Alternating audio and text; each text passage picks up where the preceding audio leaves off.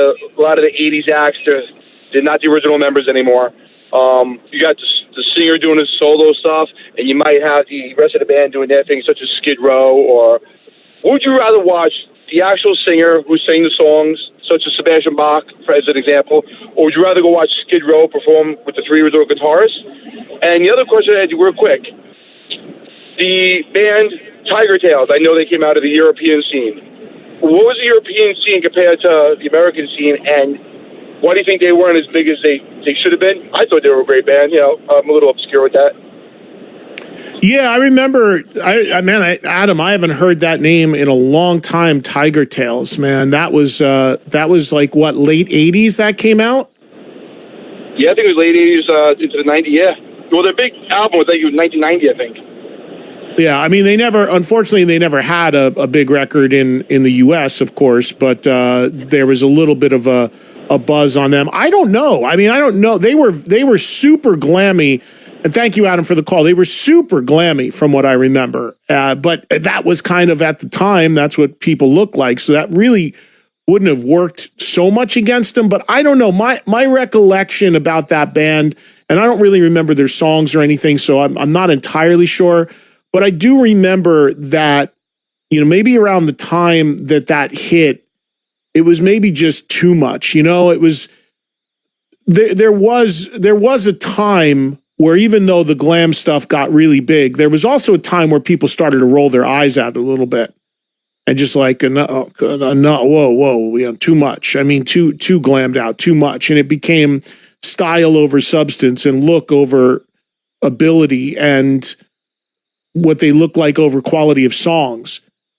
Now, I don't know that band that well enough to say that was in play in any way, but I'm just saying that there was absolutely a backlash, even when it was really popular, where people just was like, this is getting to be too much.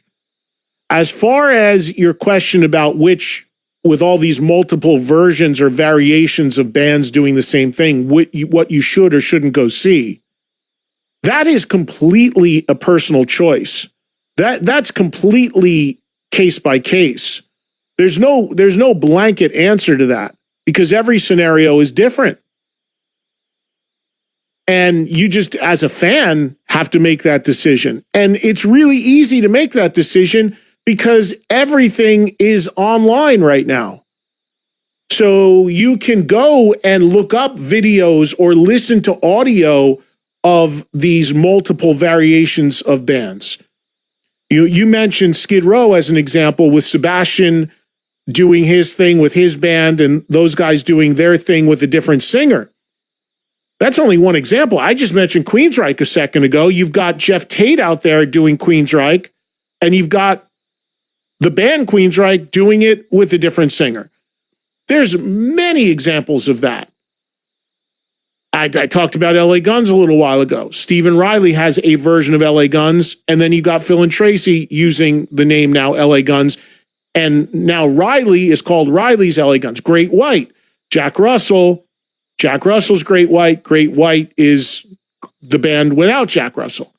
There's a million examples of that.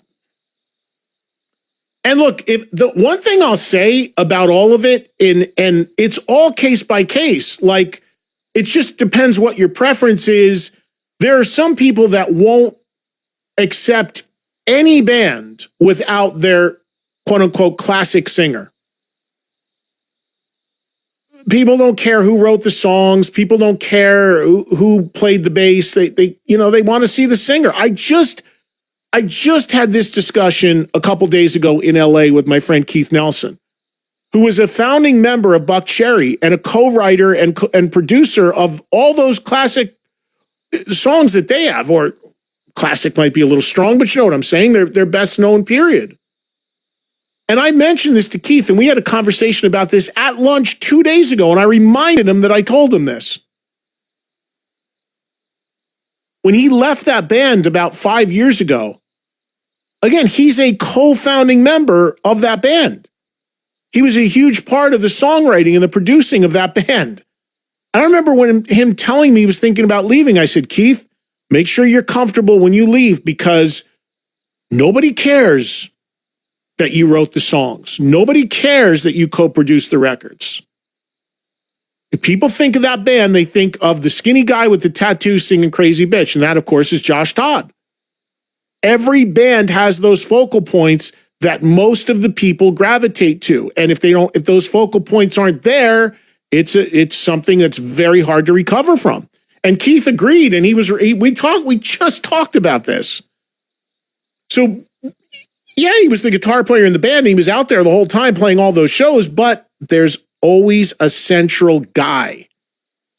And if you don't have the central guy, it's difficult. And my point is that I think that it's very unfortunate that there are so many variations on all these bands scattered and competing. And in some cases, if I'm being honest, fighting over breadcrumbs.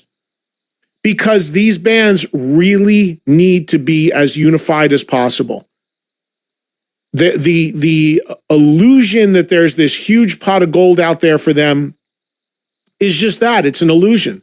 And when you take it and you cut that up into 5, 4, 3, 2 different factions, and you scatter it even more, it's difficult.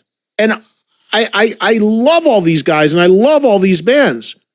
But I know the business they do as a hard ticket in the clubs. I know what their draw is. I get the calls from the promoters every single day. This band sold 62 tickets. This band sold 42 tickets. I got to cancel this. I need to paper this. I need to add 4 locals to sell tickets. Literally minutes ago, I got a text asking for help on a show tomorrow with a super well-known guy in the band. That's tanking. So the point is they would all be better together than apart. They'd make the fans happier. They'd make a lot more money. They'd do a lot better business. There would be much more validity, if you will, to what they're doing. But the norm is all these scattered factions, and there's a variety of reasons for it. Money, ego, control, they hate each other. There's a variety of reasons, and I get all that. But the ones that can somehow find a way to make it work and get on the same page are going to be much further ahead of the game just in terms of not sending out so many mixed messages to the fan base, making most of the fans happy, and making a lot more money and playing to a lot more people. But it's more the norm than not in this particular era and genre of music. And which one you go to and which one makes the most sense is case by case. It's your personal taste. But you have no reason and no excuse to not know what they're doing and who's in and not in the bands and what they do or don't sound like, because all the information is a click away. And I've said it so many times, make your decisions based on like anything else you might buy. Research it, look at it, listen to it, and say, yeah, that's the one for me.